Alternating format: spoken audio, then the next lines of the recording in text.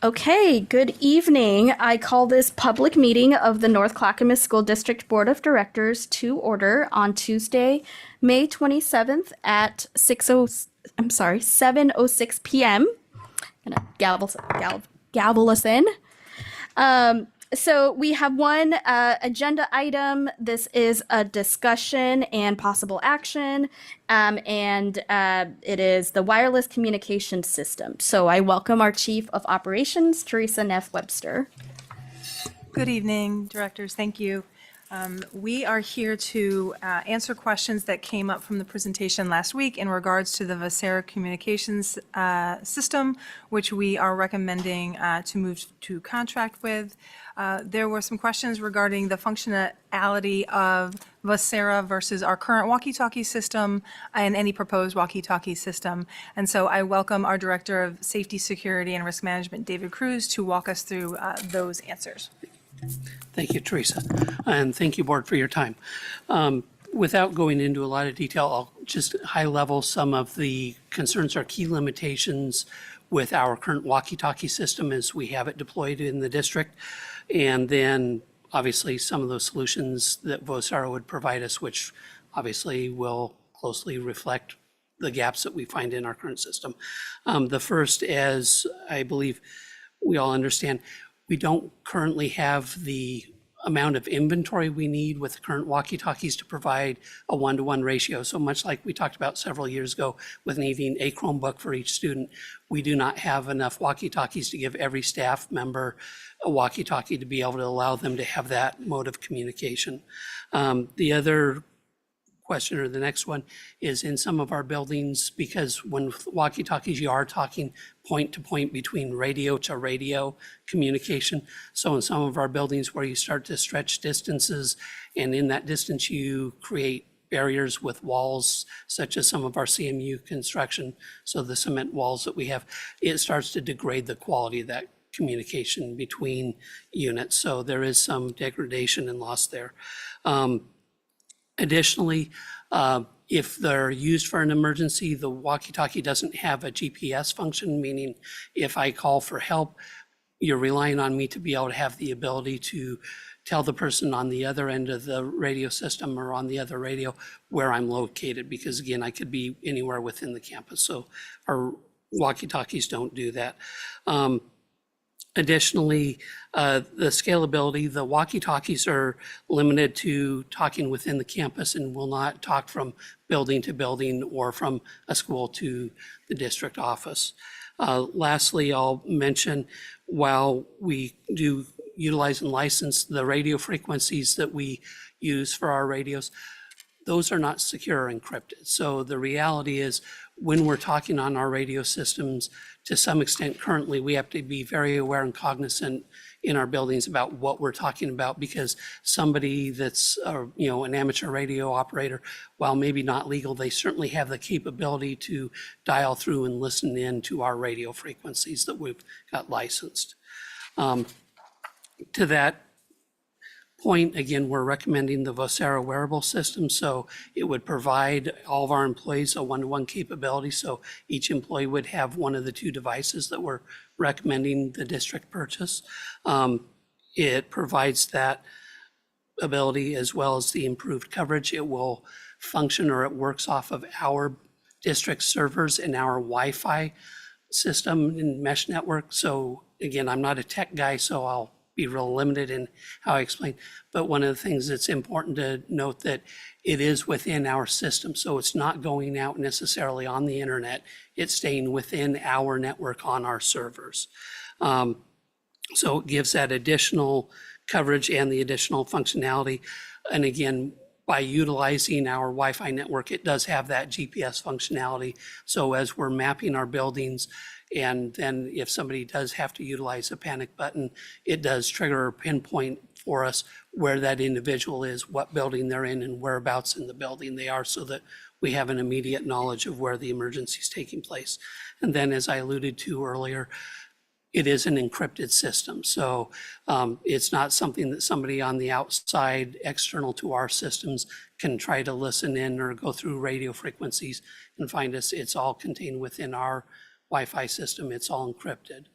So those are some of the key points as opposed to a traditional walkie-talkie system that we have now. Go ahead. And then finally, we did have a few more questions that we wanted to address. So one of the questions was around looking at satellite as an option for a program. There are currently no satellite communication systems that do the sort of work that Vocera Wireless does. And additionally, the satellite reception is not reliable indoors. That's why the hospitals and the Department of Justice settings have determined that Wi-Fi is the standard to use because it offers greater stability than a cellular network and repeaters. And additionally, we reached out to the vendor who did confirm that their platform operates in our local Wi-Fi network, as David mentioned, and on our premises server without requiring an internet connection. Again, what that means is you can have Wi-Fi and have your internet connection go down and Wi-Fi is still operational. So consider if you've ever been in a hotel and you try and log on and you see the Wi-Fi is strong, but you're not able to log on to your internet. They're separate entities. So there isn't the platform is used over the Wi-Fi, which remains active even if the internet does go down. And David and I are not the technology experts, but we did confirm with our technology team that this is in fact the case. They also confirmed that our server rooms, so the district server rooms, are backed up by generators. So in the event that there's an electricity outage, our generators would create the ability for our Wi-Fi to remain functional and our internet to remain functional. And if there's a problem with the backup generator, the system, Vocera system, would be down. And in that, we would rely on our walkie-talkie systems, which we are recommending that we keep in our buildings as well.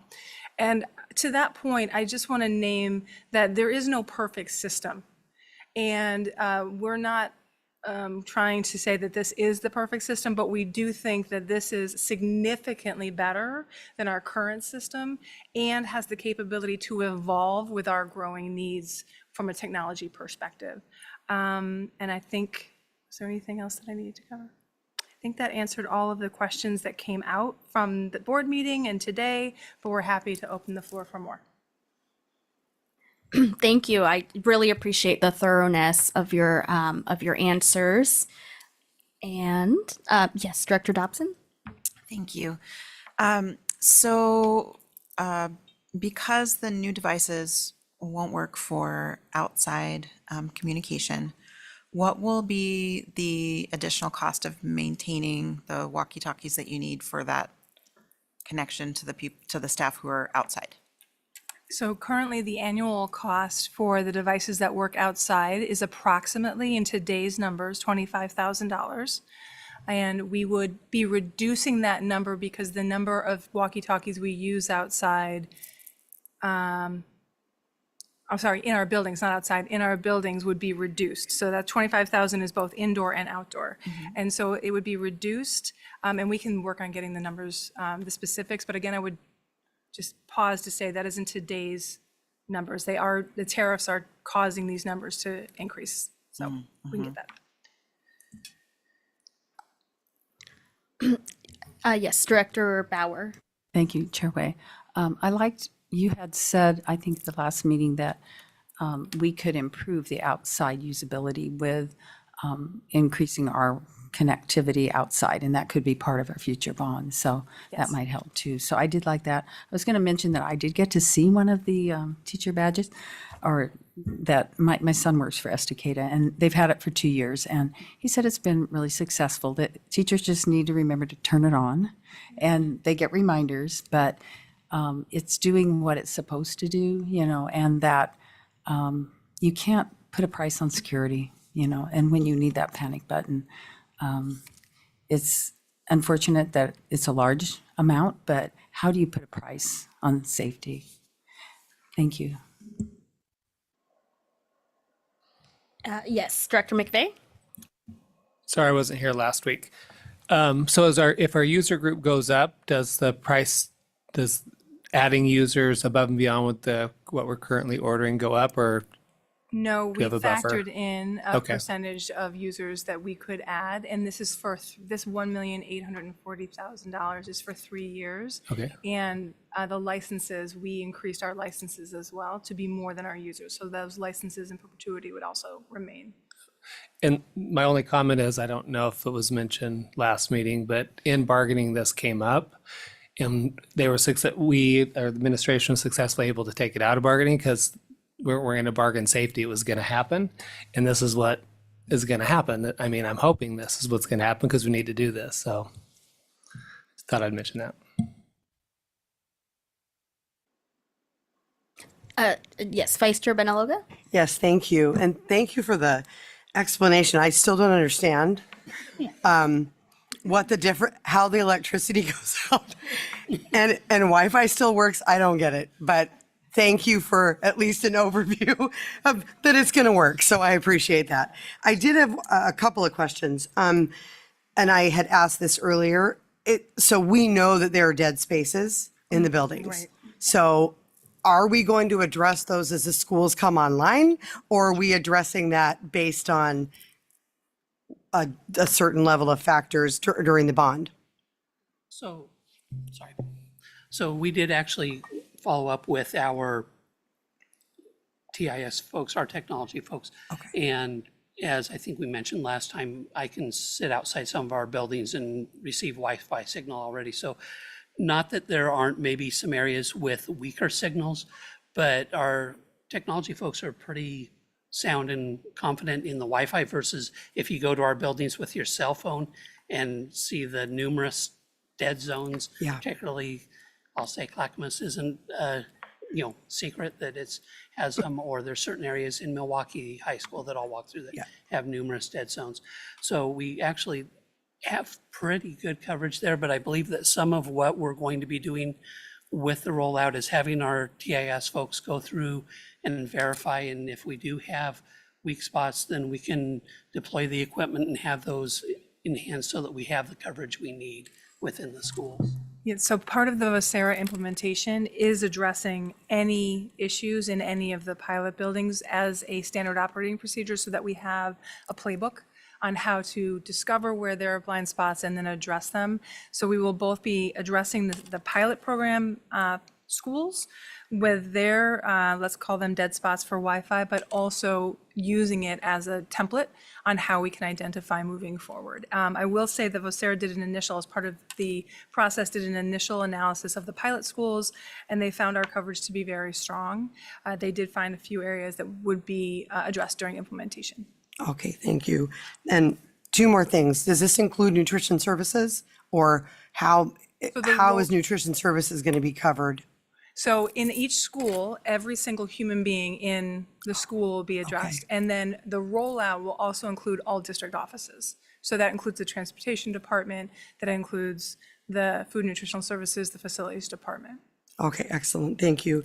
And the last thing is just about the shipping, right? Because we're in a little bit of a hard space, right? Because we told the public that we would most likely be voting at the next board meeting, and it looks like we need to vote sooner. So we need to understand why that's a lot.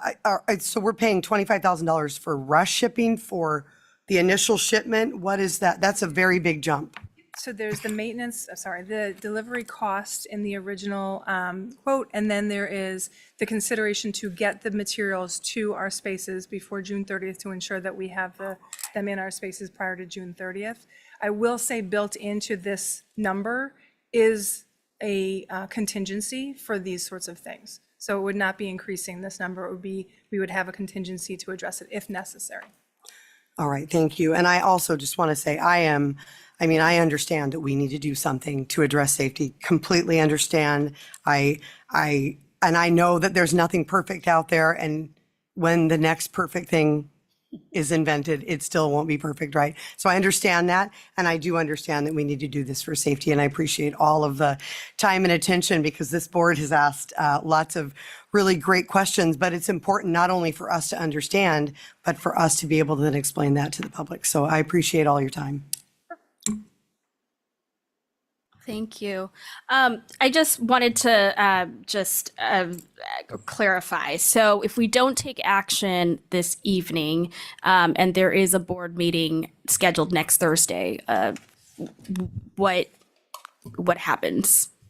Does that mean we get the $25,000 risk for shipping, or because to Vice Chair Benalogo's point, that was what we had asked at the last board meeting was if we can, what would happen if we move this to the June meeting? So the June 5th vote, if it goes to vote on June 5th, that would be the added cost would be added to the delivery prices that were mentioned tonight.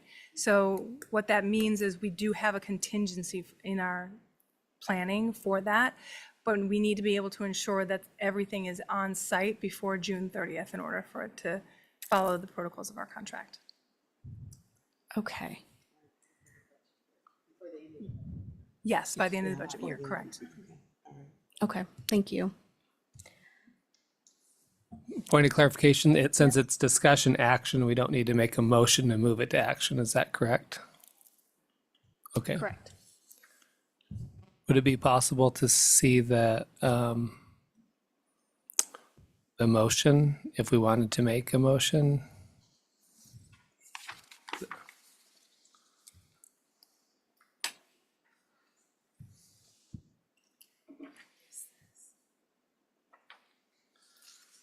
Chair, I make a motion to approve and award the wireless communication system contract to Vocera Communication for a sum not to exceed $1,840,000. Thank you. Is there a second? Bauer, second. Properly moved by Director McVeigh and seconded by Director Bauer. Is there a discussion?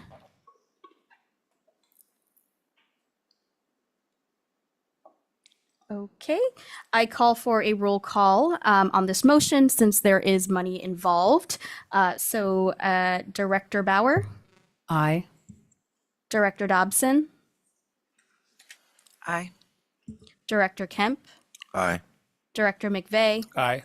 Director Wachter is excused, Director Benaloga, Aye. and Director Way votes aye. And the motion passes with a vote of 6-0.